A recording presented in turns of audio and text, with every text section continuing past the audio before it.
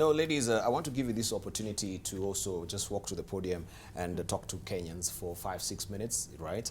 And you tell us what will be dramatically different, right, from you and the current governors within the counties that you are actually running, right? So I have my bell here with me. This is just to help you, keep time. So you have 5 minutes. I shall ring it at the beginning of your speech. Midway, I'm going to raise it, right? So just know maybe you have your 3 minutes into your speech. So this is not to distract you. And finally, if you exceed the 6 minutes, I'm going to ring the bell again.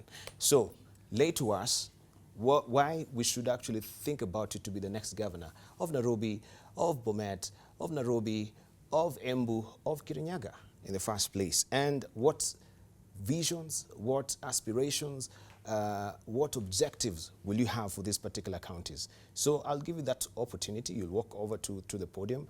I think we shall begin with you, Esther Passaris, because you look, you have the cordless microphone, so it's pretty easy for you. But I just want to also to remind you that, you have your mics. There is another mic waiting for you there at the lectern. So when it is your time, you'll walk over. You'll just remove the microphone, just put it at the back of your seat. Not now, not now, not now.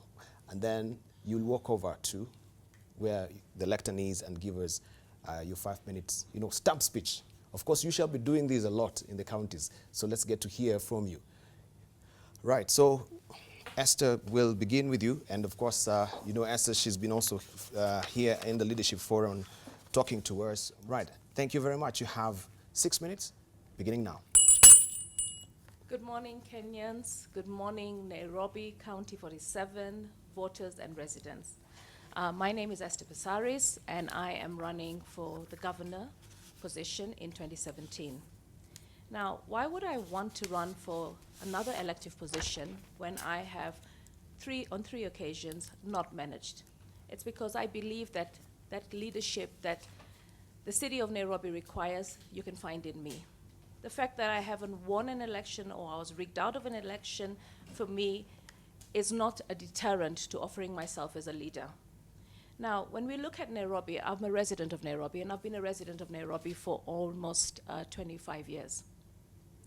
Nairobi has a lot of issues. And the headlines that you see in Nairobi are not the headlines that, as a resident or a citizen, you want to see, where we're always trying to oust the governor. And that shows you that you do have a problem. The setup of the county government has in itself a problem. But I believe if you have the qualities that I have, where you're a social entrepreneur. I worked with deaf people when I started Sharper Images. I worked with street families when I started Adopt a Light.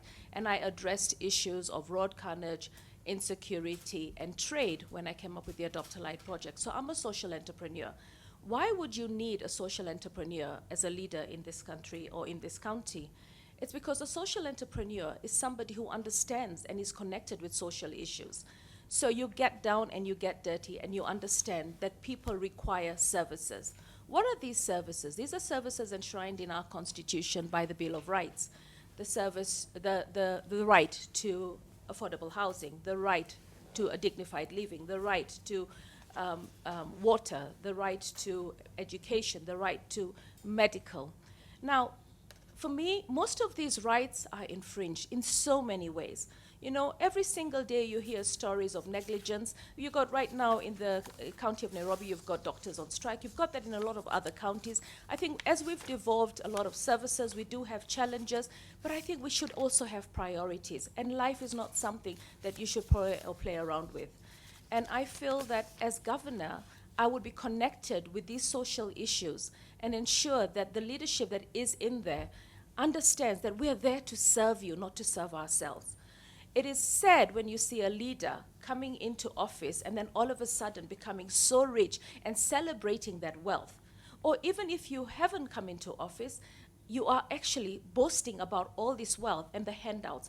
I will not be a handouts kind of governor. And I will also not be campaigning on the handouts platform where you're meeting people and you're dishing out money. No, that's not the kind of leader I want to be. If you would like me to be your leader, and I was with some Nairobi University students yesterday, I said, look, You are all educated. Your parents have paid so much money, and the government has also paid a lot of money to put you in education. Why would you want to sit down in a bazaar, get handouts, get a free soda, get a free lunch during campaign period and feel it's all fantastic and laugh and joke about this country? Leadership is a serious affair. We need to ensure that we put the right leaders in place. As county governor, I'm obviously looking at having my party incorporated soon. We have a ruling on the 6th of October on Harambee Democratic Party. I want a unified Nairobi and a unified Kenya, where we come in as one nation with the same goals. What are these goals that we want as a nation? We want to be empowered, so that we can do things for ourselves and not wait for politicians to pass around and throw 100 shillings, 1,000 shillings, and make you feel good. I wouldn't want to deliver water to any resident in Nairobi on a tanker. I want the water to come through the taps, and I will work with the ministry and make sure that that is happening. When it comes to affordable housing, we seem to have a lot of problems with coming up with affordable housing in the city. Why do we have problems? It's because we can't get our act together in terms of investments, and we don't have the credibility to attract investors. Now, I keep looking at Kenyans. We have a lot of money. If you're collecting 2 billion shillings in a lottery almost every week, for me, Kenyans have got money to resolve their own problems. So I would like to ensure that I pull together Kenyans as a credible leader and coming up with investments that actually sees every resident of Nairobi owning his own house over a period of rent. All these houses that we have in Nairobi basically in a horrible, horrible state, and right now they're becoming free for all the MCAs, all the leaders in the county government, the chief officers. We've got to stop stealing from our people. We've got to start serving our people. I am not going into the county government to steal. I'm not going into the county government to have business as usual. I know we have cartels and they're tough. I'm a woman, but I'll tell you one thing. I ventured into the slums. I lit up the slums. I coordinated efforts with government. Right now, I believe that Kidero is trying to get 60 billion shillings out of the government. I believe that I'll be able to get that. So what I would like to tell Nairobi residents and all the residents in Kenya, please give a woman a chance. The woman raised you from the home, and she's put you where you are today. If you respect your mothers, if you're a woman out there, go out and campaign and get women in office. All the women that are here are able and willing to serve. Thank you. Thank you, Esther Passaris. And of course, you've heard from Esther Passaris. She promises that, yes, we shall have water delivered to our taps if she is the woman governor of Nairobi. We know water has been an issue, no potable water for the longest time from our taps as well. Also, the 60 billion shillings that we know right now is the row between the Nairobi County government and also the office of the president. Yes, that has been a big issue as well. So will she deliver the 60 billion shillings that the government really owes to the Nairobi County government? That is a probing question that we are asking this morning. Right, up next we have Cicily Mbarire. She is the Member of Parliament from Runyenjes. And of course, she is running for the governor's seat in Embu County. She is the chairperson of Kenya Women Parliamentary Association. Also, she is a former assistant minister in the Ministry of Tourism. And also, she is a member of Energy, Information and Technology Committee, member of a National Steering Committee of the Beyond Zero campaign. She holds a Global Executive MBA from USIU University, also degree in Economics and Sociology. And she's going to be speaking to us on her aspirations and also what she can deliver as a woman governor of Embu County. You have 6 minutes, beginning now. Thank you very much. I really want to begin by looking and understanding what really was the reason we formed devolved government and why we devolved power. And if you look at Article 174 of the Constitution, you'll find that the reasons why we devolved power, we devolved resources, was first of all to provide the people with an opportunity to determine their destiny, an opportunity for self-governance. We gave that so that also within that Article 174, we can be able to provide the people of Kenya a chance to make their own decision in terms of development, in terms of where they want to be, to bring services closer to the people. And I think the big question we need to be answering this morning is, then why would a voter wake up at 5 a.m. in the morning to go and vote for a devolved government, to go and vote for a governor, to go and vote for a county assembly? I think there are certain things that a voter is looking for. A voter wants to see a difference in their lives in terms of the road networks, in terms of infrastructure, in terms of opportunity to grow, opportunity to develop. And for me, that will be really the thing that I'll be looking at. One of the things that I personally think is that we must ensure that the money that goes to devolved systems is felt and is seen to have done something. Right now, if you go across the country, not just in Embu County, across the country, many places you'll hear members of the community saying, you know what, I really don't even know how much money has come into my county. I really don't even know what this money has done. I just see the governor going around with this big convoy of cars. I see the governor, having meetings on TV, but I have not felt the devolved government in my village, where I come from. And I think that is what I'll be seeking to ensure happens. Making sure that the people can feel the resources that have been devolved in terms of their own personal growth, in terms of services being better than they were before. I am very keen that the health sector becomes more credible, more efficient. Today, after we devolved the health sector, we are witnessing hospitals without drugs. We are seeing many hospitals closing down on inpatient services because they don't have food to give to the inpatients. We are seeing, patients being told, please go and buy drugs in the nearest chemist because we don't have even basic painkiller medicine. And I think somebody needs to put in order the health sector. I think I have the necessary experience, having served in the government as an assistant minister for close to 8 years, as an assistant minister in the Ministry of Transport and later in tourism. And I have seen how government ought to work. I have seen how to put government to provide services. And I think the time has come to ensure money is used well, money is, services are provided, and we empower youth, especially in terms of providing opportunities for them to grow, opportunities for them to be self-employed because there are no jobs. And for me, that will be a very important rallying call for me across the county.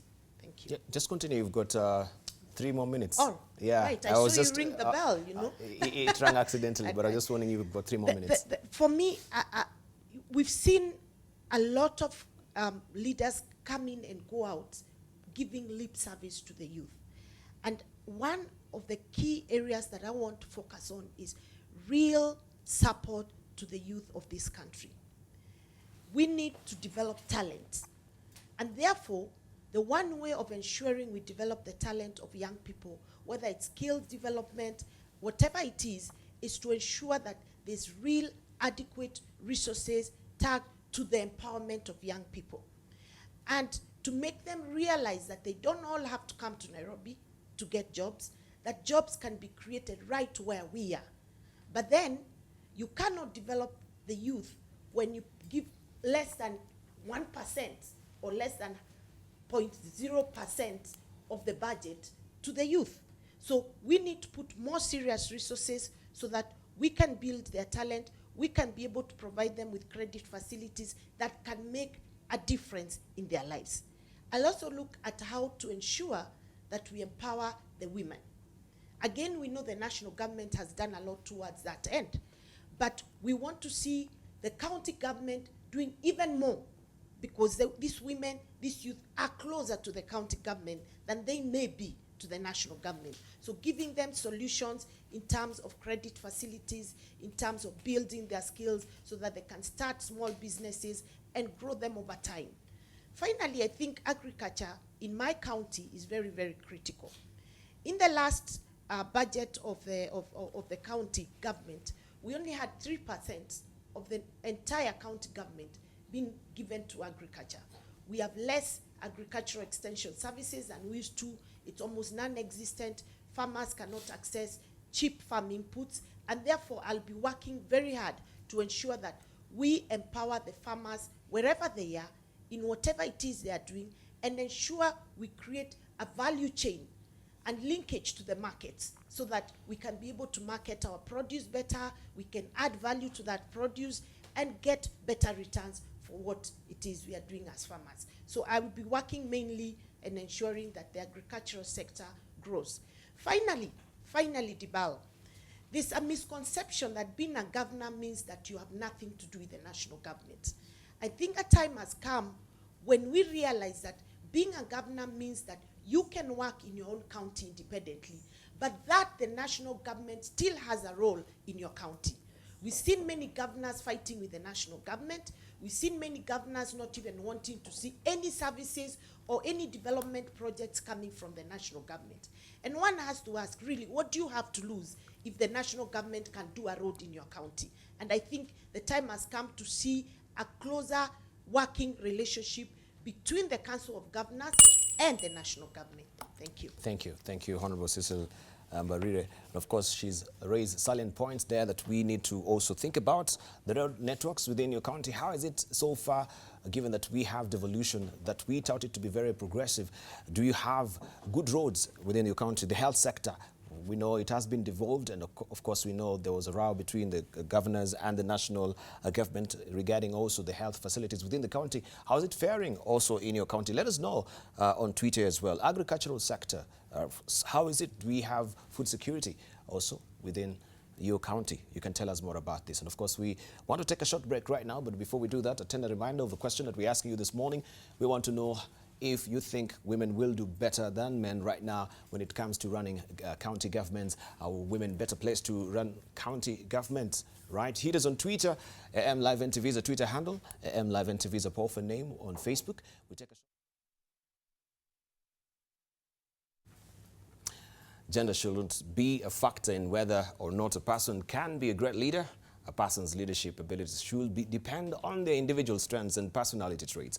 However, in many cases, women aren't encouraged to take on leadership roles as often as their male counterparts, contributing to an imbalance of who's in power. According to the Huffington Post last year, only 23 Fortune 500 companies were led by women. Why is that? But women are just as qualified as men to lead. So why is there such a huge disparity between them? Right, we know of affirmative action that we're talking about in this country. Also, the Attorney General came to the fore and said that we're facing a constitutional crisis when it comes to gender parity rule, which up to now has not been enacted into law so far. So the question that we're asking you, today we're talking about women and governance within the counties, and the topic is, if I be a governor, if I be the governor. And the question we're asking you is this: are women better placed to run county government? Are women better placed to run county government? You know that really you can hit us on Twitter. Live NTV is a Twitter handle. Live NTV is our profile name on Facebook. Let's get discussing. And of course, you can call in, ask questions, and share your contribution. How far or how well is your county being governed right now? Right up next, we have Bishop Margaret Wanjiru. She is the governor aspirant of Nairobi. Also, she's the founder and presiding bishop of the Jesus is Alive Ministries. She's also the former member of parliament for Starehe constituency and former assistant minister for housing. She holds a doctorate in divinity, also a certificate on governance from Harvard University. She has 6 minutes, beginning now, on the topic, if I be the governor. Bishop, if you be the governor, then what? Is it 6 minutes? Is it 9 minutes? Did I say 9? Okay. Okay. Going with the question today. Women, are they better leaders than the present governors? And the answer is yes. Women are far much more better than the current governors that are there. And across the 47 counties, we must accept that we don't have any that has a woman governor except for deputies. And I assure the Kenyans that women are better leaders in many, many ways. Coming to Nairobi, I have a vision for Nairobi. My vision is Nairobi Mpya, translated a new Nairobi. A Nairobi without garbage. Nairobi has become very, very dirty. What would I do different from the current governor today, or from the leadership that has been there in the past?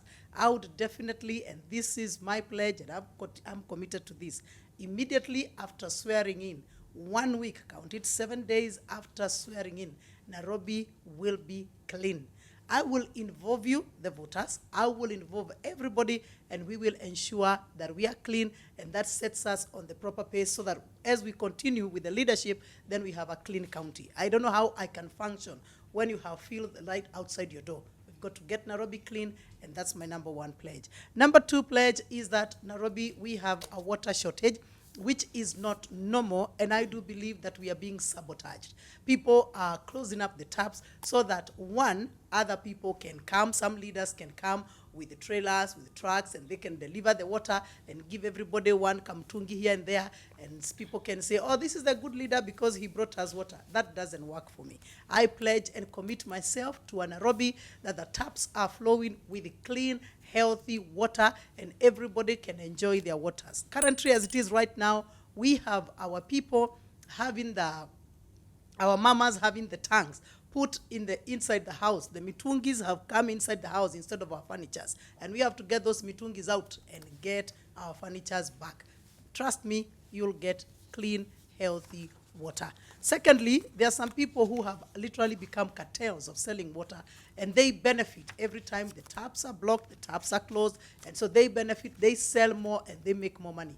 You cannot enrich a few people at the cost or at the price of hurting all the other people in the community. It is unacceptable.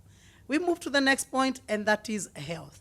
Our health centers don't function. They have no doctors, they have no staff, and they literally just don't function. I promise that Nairobi, our health sector will function. We'll have the personnel, the doctors, we'll have the other personnel, the nurses and all supporting staff, and we will have the medicine and the equipments in. We go to education. Our children are being sent out of school because most of the parents cannot afford the whole fees, especially for secondary schools and university. My pledge within the vision of Nairobi Mpya is that as the parents struggle to pay what they can't, the county government will chip in because there is a provision for bursaries, and we are going to help the parents keep our children in school. When you help the children get education, that is a great benefit that you can do in a child's life. Infrastructure, our infrastructure systems are broken down, the roads are broken down, the sewerage systems are not functioning. My pledge is that we are going to ensure within the county government of Nairobi, Bishop Margaret Wanjiru being governor, to ensure that the roads are well repaired, there are walk paths for those who are on foot, and that also that all the transport system is well managed. Right now, Nairobi is chaotic. Why? Because there is no management at all. Nobody knows where the matatus will park, nobody knows where boda boda will park, nobody knows where the mwananchi will walk, and I am ready to organize this county and give people a pleasure to live and to work in this county. And finally, I want to say this. As we do all this, we cannot forget the land that has been grabbed in this county. Land for markets, Kamukunji Market, Cicily, go to Uhuru Market, come here, Morero, several markets, land has been grabbed. And even that land that has been grabbed, some people are not even developing it, they've just left it there idle. I do promise that all grabbed land, whether for markets or for schools or for health centers, all public land will be restored back to the public so that we can develop, we can build markets, we can enhance and extend our schools and add more classrooms or even boarding facilities, and we can be able to grow our county. And finally, I'm looking forward to a Nairobi without tribalism. A Nairobi we can all love and embrace each other without asking each other, which region do you come from? Taking it from this panel, let me say this. Women are better leaders, and we will definitely deliver. And I urge all Kenyans to give women a chance. I close with the Bible. And the Bible says, I see the bell is coming, the Bible says that when Deborah rose up as a mother, the land was healed. Before then, there was nothing good happening in that community. Give these women a chance. Thank you, Deb. All right, thank you very much, Bishop. And of course, she's also raised salient points regarding the development within Nairobi so far, the markets, the water sector as well, the health sector as well. Is it ailing from your own estimation here in Nairobi? Thank you very much. Right, up next we have Anne Waiguru. Anne Waiguru, she is the governor aspirant of Kirinyaga County. If you may just remember to also to remove your microphone, right? Also, she's a former cabinet secretary, Ministry of Devolution and Planning. She's a winner of 3 awards for exemplary performance in public service, former director, Integrated Financial Management and Information System, head of government at the National Assembly. Also her planning docket through KNBS helped rebase Kenya's economy to a middle-income economy. Also, she is a gender equality champion. She holds a master's degree in economic policy from the University of Nairobi. It is 7:09. You have 6 minutes, starting now. Anne. Thank you, Debarl. One of the reasons why the Constitution of Kenya is hailed as being very progressive is its efforts on gender equality. I am a firm believer that women can make better leaders than men, if not, they can make leaders as good as men, if not better leaders. Article 27(8) of the Constitution obligates the state to take all legislative measures to ensure that the principle of the two-thirds rule is adhered to. Further, in Article 81(b), it further requires that not more than two-thirds of those who are elected are not of one gender. Now, as we speak, there is not a single woman governor. And one of the reasons and motivations that some of us think that it's important to have women in the seats of governor seats is because it's important to have women in leadership, and women not just for the sake of having women there, but to also break the stereotypes and be the role models of the young people who are growing up, who would be able to look up and say, especially those of us who are raising daughters, to look up and say, I would want to grow up to be like that person. In addition to the fact that I would be interested, because I am a woman and there's no woman there, and the fact that I believe that women can do just as well as men, if not better, I am also running to cultivate a new brand of leadership, a brand that is focused on service delivery, a brand that is focused on the people. A lot of the leaders, as you have had, who are in politics or who are in governance offices, they don't run because of the people. They run mostly because they think they have the ambitions to.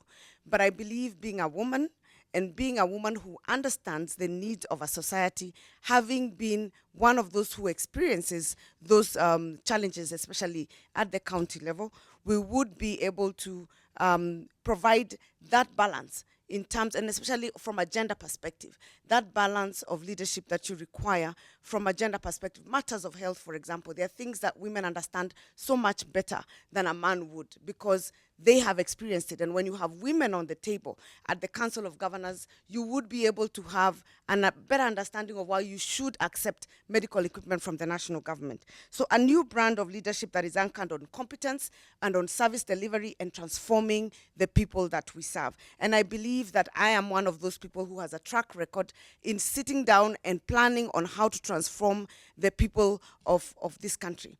I worked as a minister in this current government. And when I worked as a minister, I had a track record of working on empowering the youth, and especially on slum upgrading, for example. In Kibera, by the time I was being minister, there had not been any toilets. I built over 174 toilets across Kibera. And we managed to clean and build a road and a sewer system separating sewerage system from the stormwater drainage. I also was the Minister for Devolution. And having been the Minister for Devolution, I worked to develop the templates that have put this devolution system up and running. And I understand what is required to run a county. I know the human resource manuals that you need and how you need to implement them to get the right number of staff so that the hospitals are not running out of people who can assist patients. I understand what we need with regards to the CIDPs, which is the County Integrated Development Plans, how that links with the national government and the Vision 2030, and how a county is supposed to link that with the national government. Coming down to Kirinyaga people have asked me to run. And they've asked me to run because they think that I have the competence to run their county. There are very many challenges in Kirinyaga right now. If you drive through Kirinyaga, you will see that we have been left behind. We have various challenges. We have challenges of health. Let's talk about health. If you look at our main hospital, it doesn't have a mortuary. It doesn't have a mortuary. How can you have a hospital that has people who have admitted and we don't even have mortuary services? That would have been the first thing that the current county government would have done as soon as they got in, especially because it is a devolved function. The second issue is on matters of drugs. We have heard that you can go to a hospital and the drugs are not sufficient. In some hospitals, people are required to go with blankets and their own water. I, as a person who understands how health should function, and knowing also the people of Kirinyaga, because we know the resources that the national government has given to run a county, and especially the health function, I would know how to allocate the resources to ensure that no one walks to a hospital in Kirinyaga carrying a blanket or a bottle of water so that they can actually get the services that they require. Cancer cases have gone up. We have not taken the time as a county government to understand why is it that in certain areas like in Mwea, we have more complaints on cancer. It's probably because of the issues of water and sanitation. And that again, as I said, and I build on my experience even in what I did in slum upgrading project, where we have high population in the urban areas around Mwea and Keruwea and Kutus, understanding the importance of having water and sanitation and separating stormwater drainages from other drainages, and especially for us being an agrarian community, also ensuring that that which we are using with regard to fertilizer in our rice paddies does not actually go into the water that we're drinking. So on matters that have to do with health and water and sanitation is one of the reasons that have been inspired me to run and help the people of Kirinyaga. They're very basic, very simple things that we can actually resolve. There is the issue of agriculture. Kirinyaga people are agrarian people. We depend mostly on agriculture. We produce rice, we produce tea, we produce coffee, but all the farmers are complaining either on cost of production. The county has not emphasized a lot on how to reduce the cost of production. Marketing is another area. We have very serious challenges in marketing. We have issues in Kirinyaga to do with lack of value addition factories. And that is one of the things that I will be focusing as the new governor for Kirinyaga, to ensure that our people are actually their concerns are actually addressed, and especially with regard to agriculture. Education is also one of the other challenges that we had. I ran a ministry that did these things even when we were the national government, managing over 47 counties, and I believe that one county we can manage to turn around Kirinyaga to be one of the leading counties in the country. And more than that, again, as I said, as a woman, I think it is important to have women sitting at the leadership positions to be mentors and examples to our daughters who are growing up. Thank you.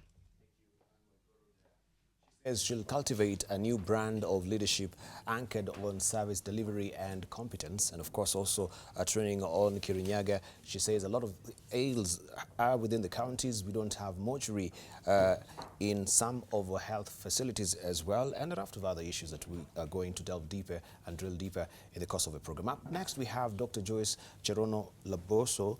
She is the governor aspirant, Bomet County, also elected member of parliament, Sotik constituency.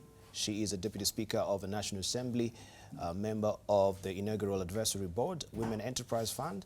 She is Commissioner in the Inaugural National Commission on Gender and Development, also former President of Soroptimist International Union of Kenya. She holds a PhD, Gender and Language Education. You have 6 minutes, beginning now. Thank you, Debarl. Yes, good morning, Kenya. I think the question is, today we are answering what we'll do differently as a woman governor. First of all, I want to really greet the people of Bomet and to tell them that a Joyce government would look like this. First of all, one of the first things that I think Bomet has suffered from is brinkmanship, is a focus on politics rather than on development, is a lack of synergy between the national government and the county government. So one of the first things we would need to address, first of all, is to turn the people's minds and thoughts into, first of all, why did we go for devolution?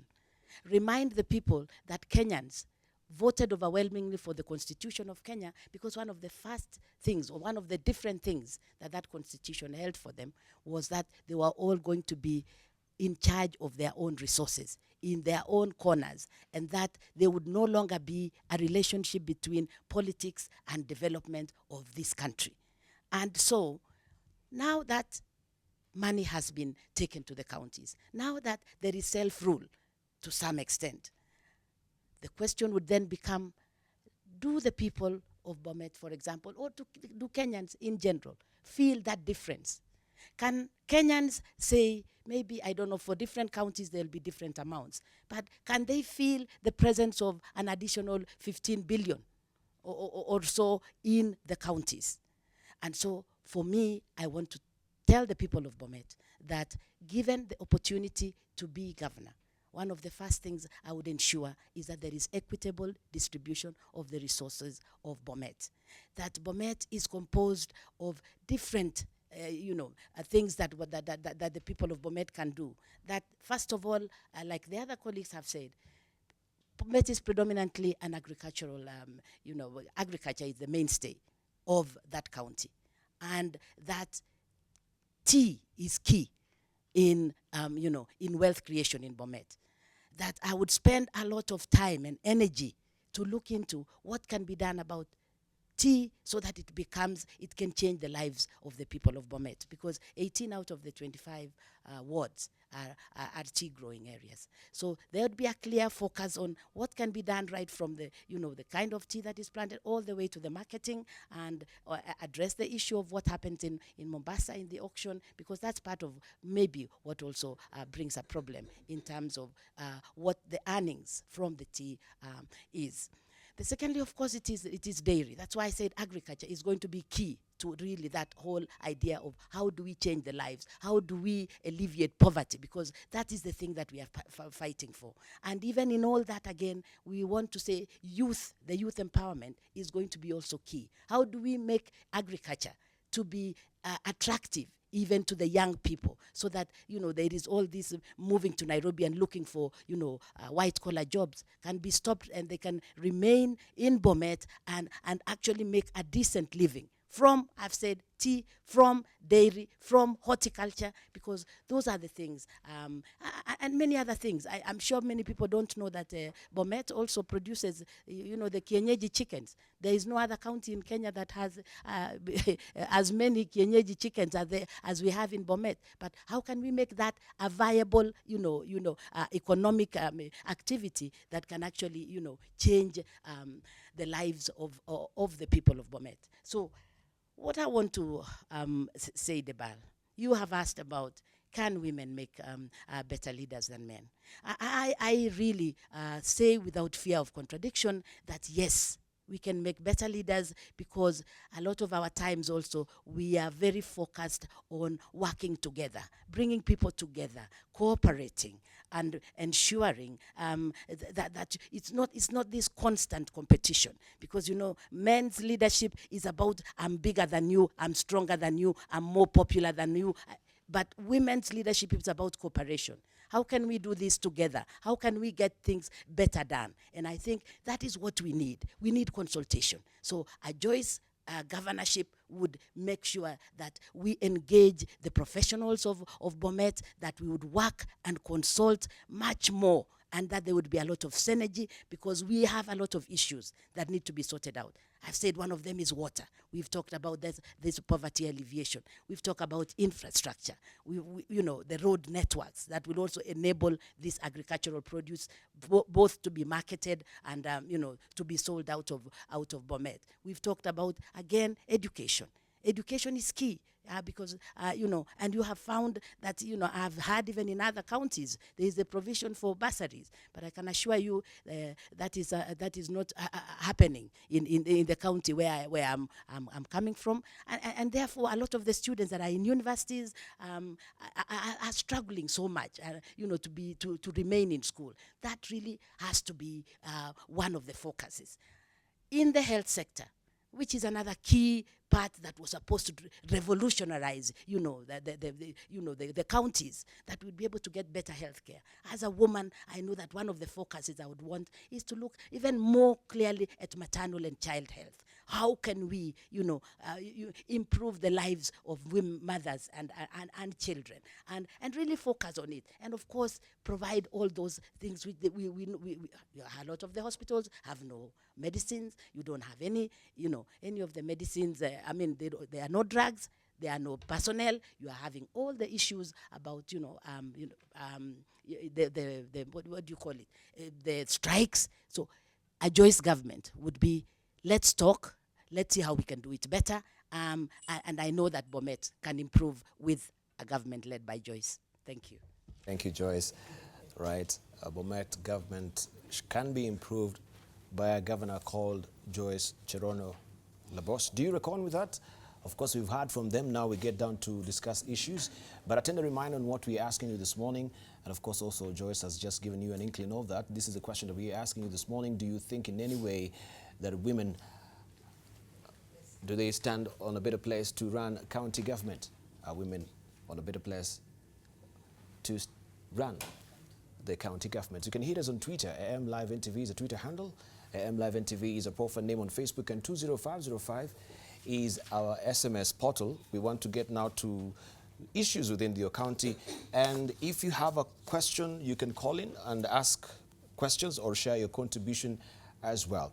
Now, we want now to go down deep into the counties, to the various countries that they come from and what really happened within the countries. We can begin with Embu, and we had this episode with you, Honorable Cecily Mbarire, of course, of Leni and you, and there was a feisty, commotion there. We don't know what really prompted that. Do we have it? Right, let's just hear it from him.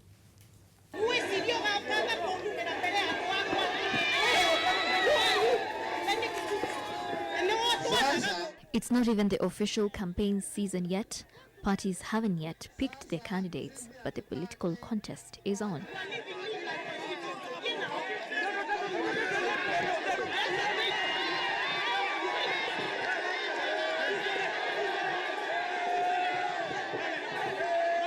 In Embu, the fight for leadership was nearly physical. Senator Leni Kivuti and Runyenjes MP Cecily Mbarire were locked in more than a political contest for the governor's seat.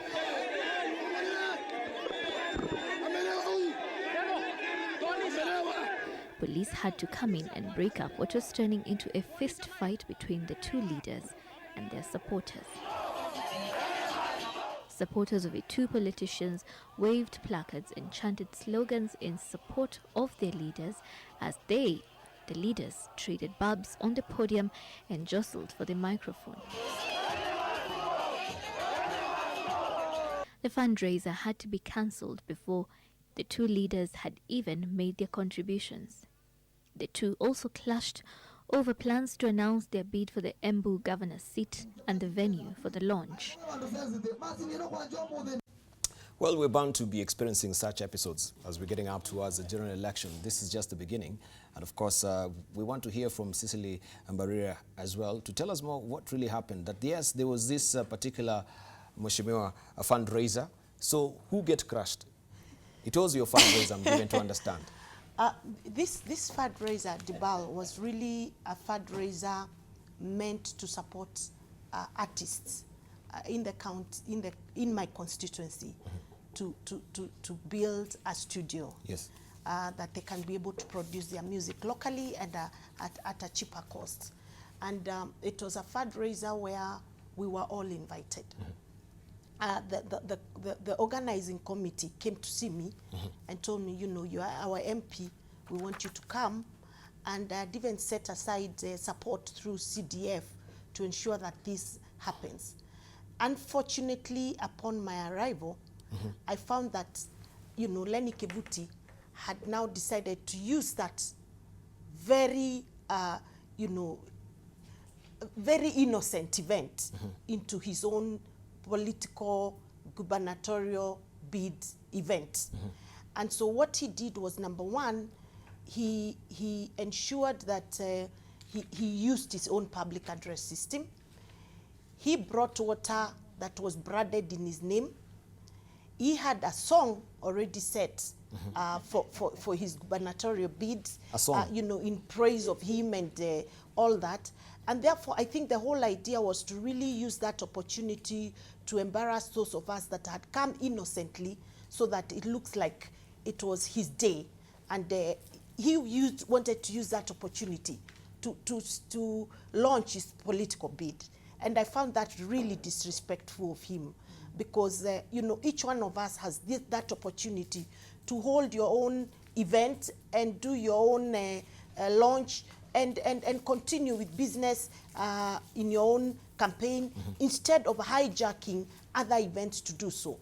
And unfortunately, you know, he had his own young people who he had mobilized, and they would not let anybody speak. They would not let anybody say anything. And once that happened, of course, that also charged my supporters who felt that, you know what, this is our constituency. This is not anybody's event, so let us do it right. All right, maybe to just stay on with that. Did you apologize about this? No, I didn't apologize to Lenny We had news Kivuti. accounts that you apologized about this. I need to put it on record that that was a very unfortunate incident. In my 15 years of politics, and I have done 3 grueling campaigns, I've never had to face this kind of an event or this kind of a scenario. All right. But I don't think Lenny Kivuti deserves an apology from me because he brought it to us. He provoked me, he provoked the people of Runyenjes, and therefore he doesn't deserve an apology. Actually, Lenny Kivuti ought to apologize to me and apologize to the people of Runyenjes. Right. And the way I see it, Debarl, is the whole thing that men feel that they can intimidate women who are in politics, competitive politics with them. They can come and push their muscle, political muscle around you and literally embarrass you. Thank you. All right. That's unacceptable. All right. Okay, but I need just to stay on with that and you clarify, and Bishop, you can also clarify on this. You say that, first of all, I clashed with Kivuti after the devil visited me in person? And then you know... No, just a moment, just a moment. You say, this is what we have from the news accounts. The public altercation with Embu Senator Lenny Kivuti was caused by the devil who visited me.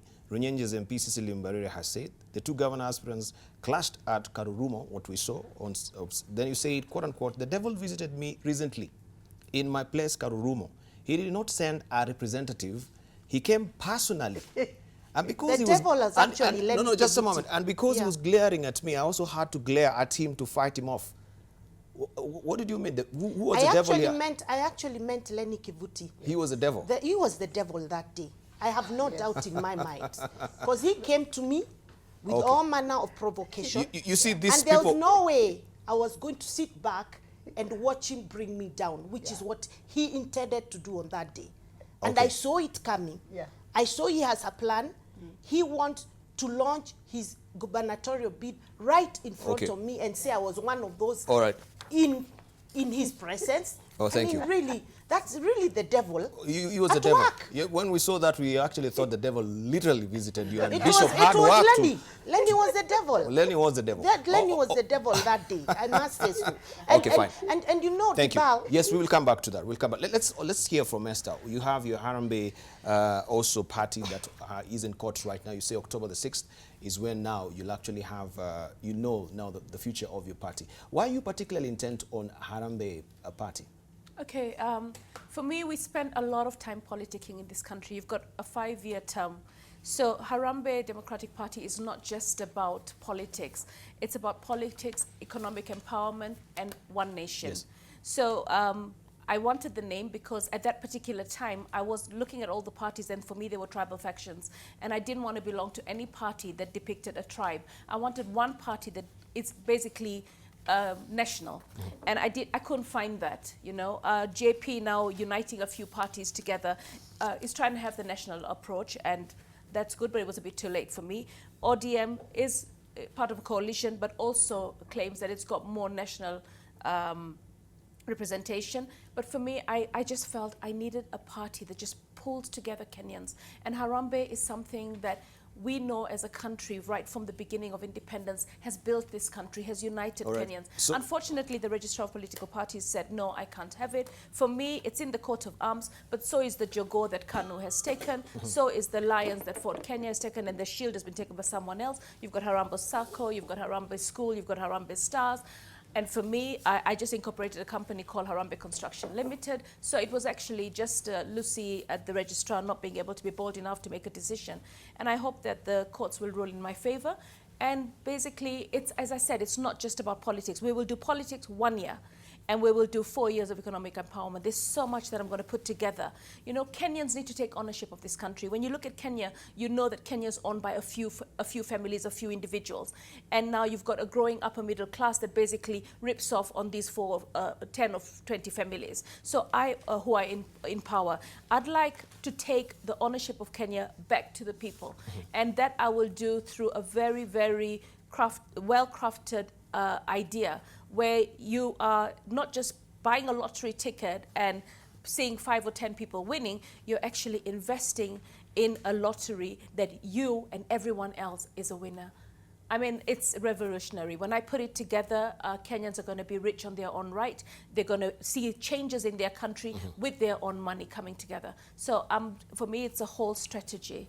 All right. Yeah. Okay, let's come to you, Joyce. Also, you had your own drama as well, just recently. It is not only Cecily Mbarire, Esther Passaris as well in court. You also had a spat with the current governor of Bomet as well at a funeral. And he was here on Wednesday. And he said, actually, I wish we had actually cut that particular clip for you to hear. But I want to hear your side of the story so that we can compare and hear his side of the story as well. Because he says you're the one who actually politicized the whole funeral. First of all, before you even go there, previously you've said that you've accused him of using dirty, outdated tactics by saying you are unqualified and also you're married to an outsider. Is that true? So the tribal tag here also is also being used to actually against you. And Debarl, I think that's why you hear us talk all the time about this, that women have some special challenges that would never, a man would never have. Yes. Like the question of somebody coming to dwell on an issue of where you're married. Which politician have you ever had, man politician, have you ever had being asked, who is your wife? And how is your wife supposed to be impacting on your ability to perform as a governor? So I think it's an all outdated, really has completely, absolutely nothing to do with performance, with service delivery to the people of Bomet. So what happened on that day? What happened on that particular day? I was attending a funeral of a very special friend. Actually, one of the MCAs lost her husband, and innocently went to attend the burial like everybody else, only to find that by the time I was arriving, there had already been chaos in the funeral. Now you can imagine chaos happening because somebody had transported, goons. Okay,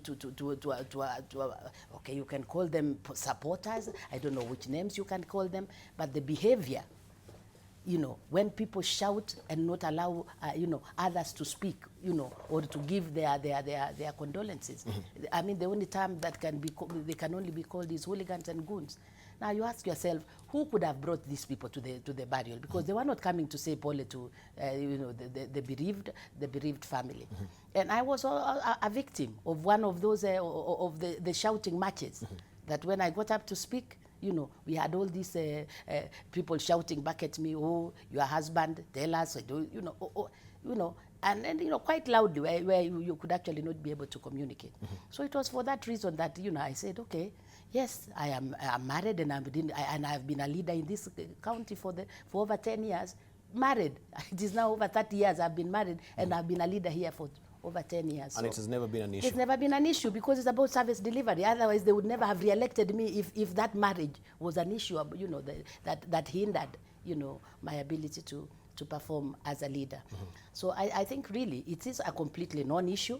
But it is because they have nothing else, nothing else to say about my bid. Yes. they keep happing and repeating like a broken record on these same issues. Right. So I must make it clear so that, you know, we must be able to help other women to have the courage to be able to stand, because, you know, if you start looking at, oh, I'm married here, oh, I'm not this, oh, I don't have this, then you will never have any woman that can confidently be able to stand and talk about the performance and talk about your ability to perform and to transform the counties that we are in. Okay, thank you very much. And of course, you say everyone in the rest should present their scorecards for the people to judge. Yes. The marriage issue cannot determine your suitability to lead, because many elected women have proven they are a force to reckon with. Each of us should sell their manifesto without mudslinging over petty issues. That is what you say. Let's come to you, Bishop. You are actually accusing the Nairobi governor. You're saying the county is suffering under the leadership of Kidero, and it is time to enforce changes in leadership.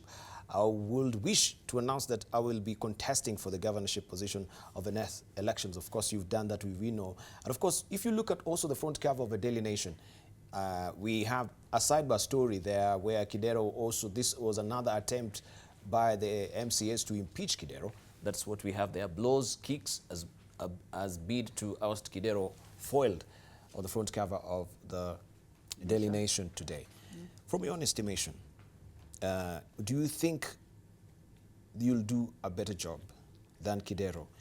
If you go there, do you think also we'll never have episodes of impeachment, yes, and, you know, altercations between the governor and the MCAs as well? I can assure you that we will not have incidents of impeachment for this first reason. The number one, I will work together with my MCAs, and then I will work together with the MPs. Then my leadership will be inclusive to the extent that we will be going to the grassroots to ensure that we talk to the people and agree on development agenda. That this is what this ward, as a ward, this is what we need. As a constituency, this is what we need. And we, as county government, this is what we are able to do. And that is how we are going to work and relate with our people in a participatory process, so that everybody is partaking of the work of the development that we are doing. So definitely, I'll do a better job than Kidero any day, anytime, anywhere. That one I can assure you. But we've had altercations also with MCAs, because the reason why they don't see eye to eye with governors is because of the management of the counties as well. Given an example of what we had with the impeachment of a member of parliament, Governor Ndirangu, that the MCAs wanted saunas, they wanted, you know, also some emoluments for their paramours, so to speak, right? If you say you'll work with the MCAs, in what context will you work with the MCAs? Because I think the issue of governance has come to the fore, because there has been, you know, selfish ambitions and, you know, just to also maybe for political expediency also coming from the MCAs as well, not really catering for the county, but for themselves as well. We've seen big houses. So you will work with them in that context as well? No. When they want spas and saunas within the counties? I'm not working with MCAs to facilitate for their luxury. No. I am working with the MCAs to deliver development to the people. If you facilitate for the MCAs to have all the luxury that they want, then the next question is, what are they doing with their salary? Nobody is in that government that is not paid a package. Whatever is your salary, live with it. Let's not get into private matters. Let's get into development agenda. This is what we promised the people when we were campaigning. This is what we were delivering. So I'm working with the MCAs in terms of development, not in terms of providing for their luxuries. All right, let's come to you, Anne, and of course, I want to play you a clip and you tell us about this particular clip. Yes, back in Kirinyaga, where you were endorsed 2 weeks ago, Kiama. Can we have the clip, please, so that she can see it? This is the Kiama conducted ceremony, which was attended by hundreds of your supporters, and the elders anointed you, with a castor oil and gave you power to go out and hunt for votes in the entire county.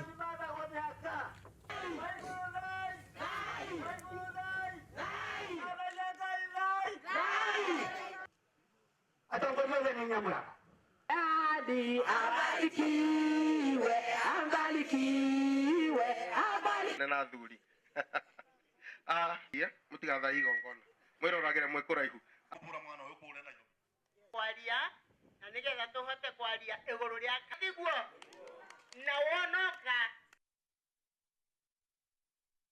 Tunatarajia Waiguru atafanya kazi akiwa wananchi watamchagua, atafanya kazi Kirinyaga nzima kama vile alifanya Kibira. The blessings of the elders is paramount for you to succeed in life and to also feel that you're protected. If the next time you're in Kirinyaga, you know that you have their blessings to go for that city. All right, so you've been blessed by Benson Njege. That was Benson Njege, the Mzee. All right, thank you. All right, so we've had also people from the community coming to the fore and saying, no. Who actually gave them the lordly right to anoint you? It was not a communal affair.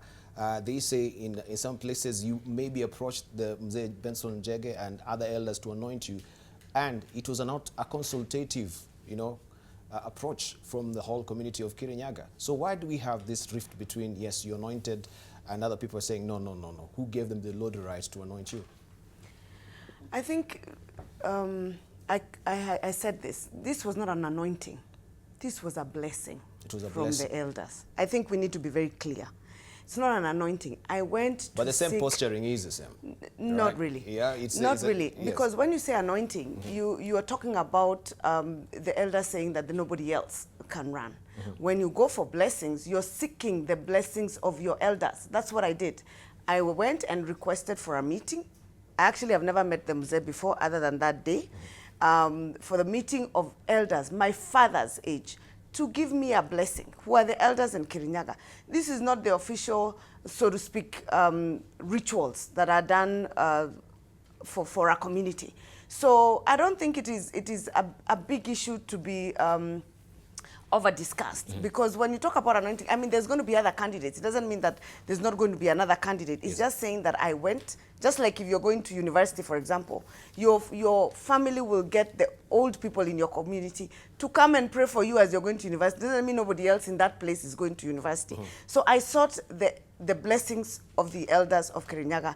And if you look at the people who were there, who came for that meeting, you will notice that they were the elders of Kirinyaga.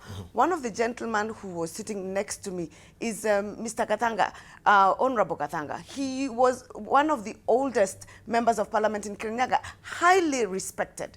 In fact, he is the former official council of elder chairs. You know, there's an official council of elder chairs. The reason why we don't have one right now is because there is a case in court between which faction should be the official council of elders in Kirinyaga. But that did not deter me. I said, well, we still have ours. Let's look for the blessings, because I want to hit the road and I want to know that I have gone with the blessings of my fathers. And I was given that blessing. So that was it. It was not really what you would call an anointing. But they recognized that I have the leadership qualities. They accepted my bid, and they also were very honored that I actually went and sought their blessing before starting my campaign. Thank you. Well, they take you to be an outsider. And we'll ask you this first of all, just a moment, because first of all, we saw you had a flash of interest in the Nairobi gubernatorial seat. Yes. Then you changed tack, now you're actually in Kirinyaga. Yes. Why the change of face? Let me first start by saying I'm not an outsider in Kirinyaga. I am a Kirinyagan. My father is Kirinyagan. He's buried in Kirinyaga. If today I died, I would be buried in Kirinyaga, in a village called Nyangeni. Let me be very clear. I am not an external. So don't get carried away by, you know, we're in politics. When you're in politics, the people who are also seeking for the same seat will come up with all manner of stories about you and say all manner of things. They'll say you're married here or you are an outsider. They will say anything. But the people of Kirinyaga, I've been traversing Kirinyaga. They know I am not an outsider. They know very well that I belong to Kirinyaga by birth. Now, when we talk about now the other issue about having run in Nairobi, Nairobi is not, you don't run in Nairobi because you belong to Nairobi. Nairobi is cosmopolitan. Anyone in this country can run for Nairobi. It does not belong to any community. In fact, this is the only place that you can run without having actually even been born here, because the capital city. The dynamics in Nairobi are very different. Bishop is running, but she can also run wherever it is she came from, whether it's Kiambu or whatever. You can't say that because she's running in Nairobi, she can never run anywhere else. The reason I chose to move from Nairobi to Kirinyaga, and as I've said this many times, is because the people of Kirinyaga urged me to serve my people at home, and I accepted after contemplating, praying about it for about 7 months. So it's not because I belong to Nairobi or I belong to Kirinyaga. Nairobi belongs to everybody. Yes. If you look, Eugene Wamalwa, for example, has a choice between Trans Nzoia and Nairobi. Right. You know, nobody's telling him, why are you running in Nairobi? And this is, Debarl, I think it's important I say this. There are double standards presented to women. Double standards. Yes. When it is a man, nobody's asking Eugene, why is it that you have the option of Trans Nzoia in here? Or Kidero, because at the time he had even contemplated going back home. I mean, and he said it. Nobody asked them, why is it that you want to run? But when it's a woman, you start saying, now where do you belong? Where was she born? Where is she married? These double standards based on gender in this country ought to end. Right. And so let me just say finally, I am running in Kirinyaga. I am a Kirinyagan. I would be buried in Kirinyaga today if I died. And so I'm a Kirinyaga bona fide. And if there was ever an opportunity to run for any other office in this country, of course, every woman should be free and given the opportunity just like men. Talking of the marriage issue, we come to you, Honorable Mbarire. Of course, even Governor Martin Wambora is telling residents not to support you because you're married to someone else who is not who is not from the county. Yeah. Debarl, let me say this. When it comes to women, as Anna said and as Joyce said, there are double standards set on women versus the men. For example, we've seen very many men being enthralled into elders, being anointed by elders. It never hits headline news. But you try it as a woman. See what is happening to Anne. Just a simple matter of blessings is made such a big issue, but they don't do that for a man. Now, the other thing is that, you know, leadership, Debarl, is about your heart. Where's your heart? Do you believe in the people you want to lead? My marriage has never been a deterrent to my service delivery to the people of Runyenjes for 10 years. They voted for me the first time, they voted for me the second time, and but need I tell you that this was the one thing Wambora hyped every time during the 2007 election, when him and I fought for the seat of Runyenjes constituency, and it failed to work. I don't know why he thinks that this time it's gonna work, because I don't think it will. All right. Okay. Aside with the issues right now, let's get now to the brass tacks and we see how the counties will be. Because you've mentioned health, but let's just pick some of the key areas like the health. Also, agriculture has been adversely mentioned as well, and infrastructure. First of all, the counties, I should say, when it comes to employment, is touted to be tribal right now. We know what is happening also in Eldoret with Moi University as well. Tell me, since counties are quite tribal in employment, yet they should employ 30% from the outside county, what would you do dramatically different, Esther? Well, I mean, lucky for me, Nairobi has already got a completely mixed populace working for it, or different tribes are represented there. I think we, because of where we've come from and because of the divisions we've had, there is no leader in any public office who should not be aware of two aspects. One, tribal distribution of jobs, and nepotism, and then also gender balance. All right. So for me, when I look at Nairobi County, even though we have no one gender of 2/3, I'll be hoping for a 50-50. If we're looking at tribal distribution of jobs, you have to be aware of it. Because I remember when I was dealing with Nairobi County in the beginning, when I was having the Adopt a Light project, it was almost 90% one tribe. And today, Kidero has kind of tried to balance and mix it.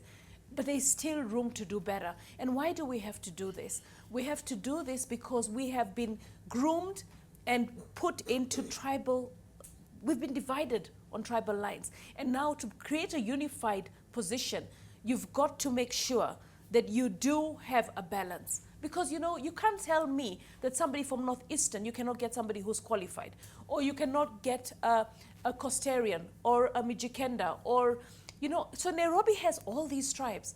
And I think it's important that, one, you actually put out the job and you have fairness. Right. And sometimes you might have, Debarl, you might have one tribe that is more qualified, extremely qualified, than all the other applicants. And then you have to make the decision at that particular point that, you know what, yes, he's more qualified, but this vacancy needs to go to another tribe. Thank you. All right, let's hear from Laboso. First of all, the issue in Eldoret. For Nairobi to do that, but I tell you, a lot of the rural constituencies or the rural counties, the biggest problem is that even the population in that county is predominantly almost 90 or 99% one tribe. So you know, even that balance. But now that it is a constitutional requirement, you know, I think it was incumbent upon the governors that came on board to try and see how to do it. So for me, it would be, because of course you cannot sack somebody to, and say, you know, so it is, you know, any new positions coming up, either through attrition or any positions that would be coming up, or if, which is the case in a lot of the counties, and I know it's the cases of Bomet as well, that even the employment, you know, the way employment was done in the counties has got a lot of question marks. I think, you know, there is a lot of nepotism, even apart from the balancing of the tribes. Yes. There's still the question of even, you know, nepotism. Some people are employed not using you know, the public service. Right. So there has to be some affirmative action, you know, to see how to incorporate. We shall come briefly on affirmative actions. Yes. Yeah, let's talk to you also. What is the game plan within Nairobi right now, especially when we have, you know, one leader from a certain tribe?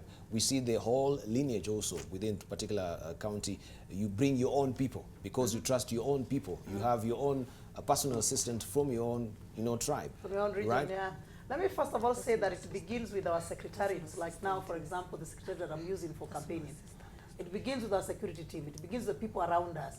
How many people do you have around you that are of a different tribe? Because if you cannot raise above tribalism now, before you are in office, even when you get into office, you'll still have tribalism. Look around me. My driver is not my tribe. Some of my security guards are not my tribe. The people who serve me in the office are not my tribe. What am I saying? When I get into office, you cannot work with only people from your tribe. Nairobi is a very cosmopolitan county, and we need to balance even the jobs that are going to be advertised. You need to look even as the first level of scrutinizing who is being interviewed, right from the start. You must eliminate the issue of tribalism, and you must have a balanced lot of people. When I was MP for Starehe, when I was issuing bursaries, deliberately, I ensured that the list of bursaries of people issued has been pinned outside the office for everybody to read. And one of the questions I used to ask was, does it look balanced? Am I working with only one tribe, or do we have a balanced constituency? And everybody was happy that I have no tribalism. And of course, I lead a church. Right. And in church, you cannot have tribalism. All right, let's come to you, Anne Waiguru, as well. This is such an Herculean task. And of course, we know you as a former cabinet secretary, Minister of Devolution and Planning. And on November, you said that, yes, you know, you're actually relieving yourself of these duties because you want to take lighter duties, right? Do you think also, you running for this particular seat, this is a lighter duty? And of course, when you're faced with challenges of also imbalance ethnically within your county, maybe, right? Will that be a lighter duty? I'll answer it in two ways. One, at the time, because of the pressure, I actually said I had health issues. When you are unwell, you don't stay unwell forever. You get out, you go on sick off, you take your medicine, you go on bed rest, and you get out. Even when women go to deliver, you go home and stay for 3 months and come back. So you get better, that's one. Two, lighter duties, this is lighter. And I will say that, I mean, everyone knows. I ran a ministry which was a consolidation of 7 ministries. 7 previous ministries. I had a portfolio, a budget of 110 billion every year. And I was also the Minister for Devolution, Planning, Gender, Youth, Public Service, meaning that I had over 8,000 staff reporting in the ministry. So in that context, if you look at it in that context, this will definitely be lighter than a ministry. But not to say that I am not able to do heavier. It's just to say that the county presents itself in that nature. The budget for Kirinyaga County, for example, is 6 billion. The coverage of Kirinyaga County, the population of Kirinyaga County is about 600,000. I was working in a ministry that was covering 47 counties. And doing, when you do your plans, and they cover 47 counties. So in that sense, if you want to, because I think the lighter duty is more an issue that is discussed lightly out there. It was supposed to have been, when it went out, was more, let me say lightly. It wasn't supposed to be taken completely seriously. But if you ask me, it is definitely, as I say, one county cannot be too much. For me having run a ministry that was covering 47 counties. All right, issue of employment, briefly. Employment, that's going to be a challenge in Kirinyaga. I have seen that we are leading in the fact that we have completely about I think 97% from one community. The constitution, I should say, requires, the constitutional threshold is actually should be 70-30.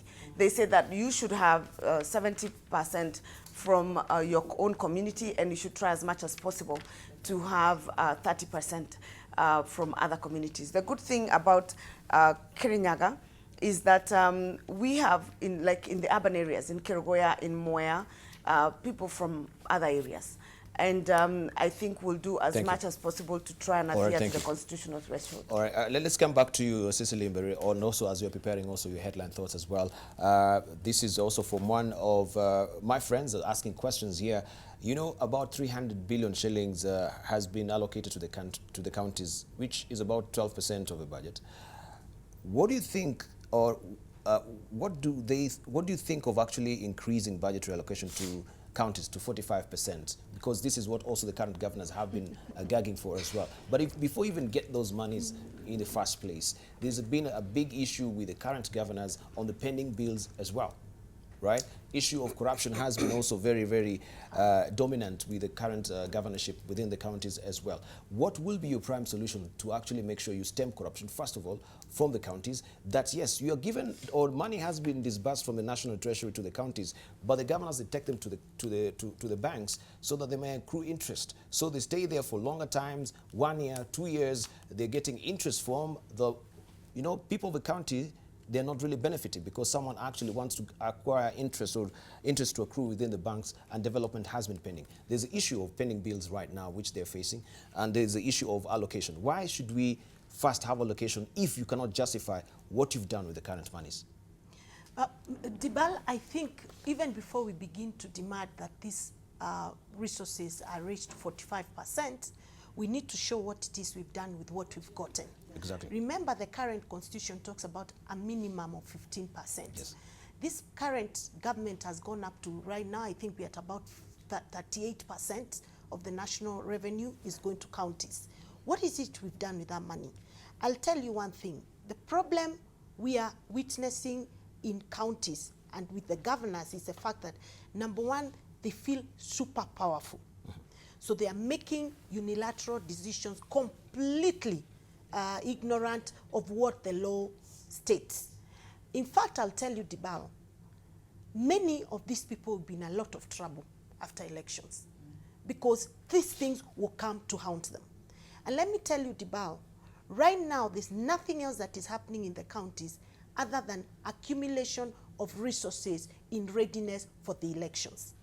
One of the things we want to pass in the current parliament is that all outstanding pending bills must be cleared before a governor is out of office, because they are leaving behind this heavy debt that will be carried on by the next regime, and that debt cannot be shown exactly what it is they did. Thank you. Right now we have an accumulated debt of about, pending bills of about 700 million in Embu County. Who's gonna pay for that money? The current regime must pay those pending bills before they can do anything else. Right, let's come to you, Honorable Laboso. First of all, Bomet has been, rated the third corrupt county, most corrupt county in the country. So how will you shake off this tag in the first place, and why is it corrupt? Debarl, I can't speak for the current governor. He knows how he's been running his government. But clearly, I would want to say that it is obvious that there is a lot of corruption that is going on there, because there is not much that you can see on the ground. you know, in terms of that difference. I was saying that can you feel the difference of what the 15 billion or so that has come to the counties has done? So the first thing really it is to stamp out corruption, and the best way to do it is really to follow the procedures. Government has very clear procedures, from budgetary allocations to then, you know, how they move from being budgetary allocations into actual, you know, actual programs that the county is running, and then to tighten all these loopholes, because I think what has happened with the first set of governors is that they got into this system and were brought all this money without proper structures, first of all, having been put in place. Thank you. So that you find that a lot of them are you know, like the first amount of money that they found in the you know, in the accounts from the county, yes, or the county councils or whatever. A lot of it, I saw my governor being questioned in Senate the other day. What happened to that money? It's not clear from the books what has been done. Okay. So it is going to be a major issue to address the question of corruption. It's going to be a major issue to turn the people's thoughts into following procedure. Thank you. Especially budget procedure, especially procurement. All right, be preparing also your headline thoughts, of course, on this issue of corruption as well. We can't really delve deeper on agriculture and all, but we shall have another forum when you can be actually discussing about this. But when you come to Nairobi County as well, as we're winding up, we have the 60 billion shillings that we know that Nairobi County is being, actually is the government owes Nairobi County, right? So this has been from the office of the president, and I can't quite remember the other office as well. How are you planning on getting this, first of all, briefly? First of all, I think the government should be the first person to clear its debt. And by not paying this amount of money, it's denying resources to the county which are needed for services. But then having said that, so you give these, and then also you see right now the Nairobi County is controlled by opposition. And for government to refuse to pay this, it doesn't look right. Because the government, central government has to work with all the county governors, whether they're in opposition or they're part of the government. And also when it comes to corruption and accountability, I think it's very, very important if we're going to devolve funds and we want devolution to work, that we really strengthen the anti-corruption. We strengthen the DPP's office. We really have to have an independent, efficient anti-corruption court.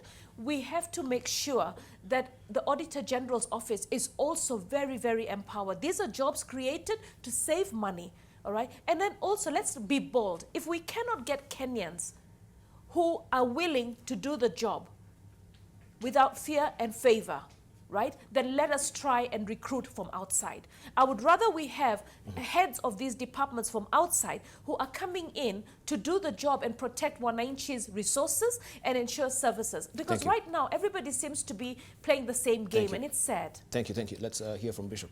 From me, it is zero tolerance to corruption, starting with the top, ourselves, in our own management at the top. The top executive that runs the county, zero tolerance to corruption.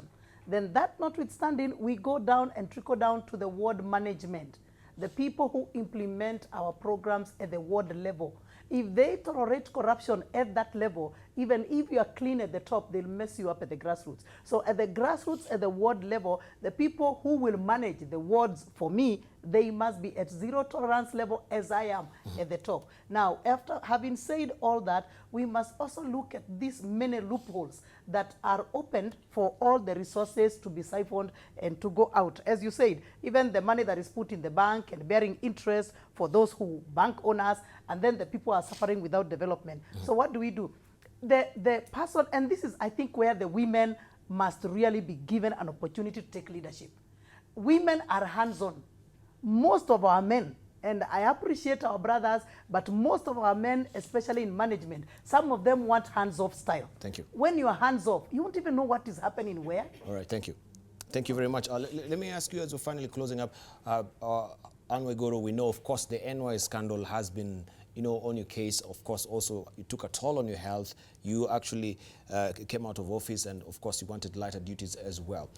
Now, of course, to the public populace, the NY scandal still hangs ominously over you. And of course, it will be an Herculean task for you to fight it right now. New revelations we have that these monies were not even 791 million shillings. We have the ESCC both saying actually it went up, it was actually 1.8 billion shillings, not even the what measly sum that we're thinking of 791.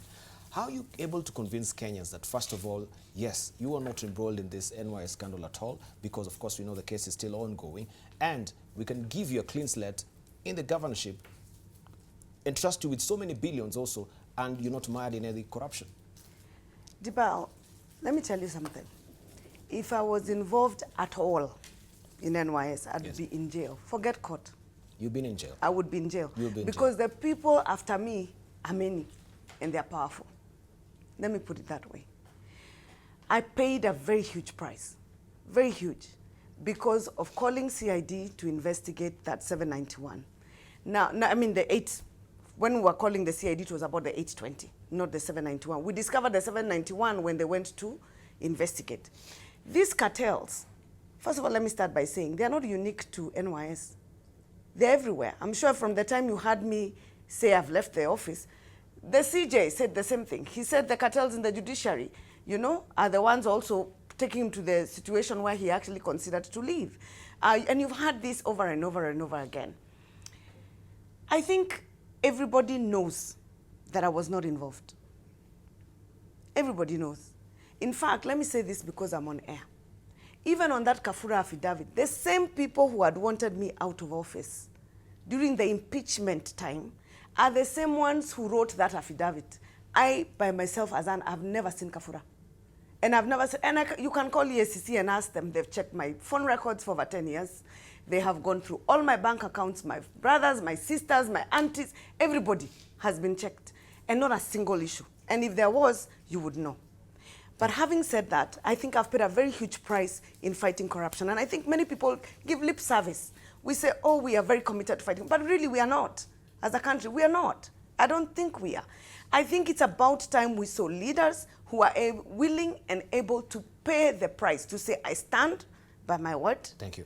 And I think it should be investigated. These people have stolen, and they're in court. There are 4 cases already in court.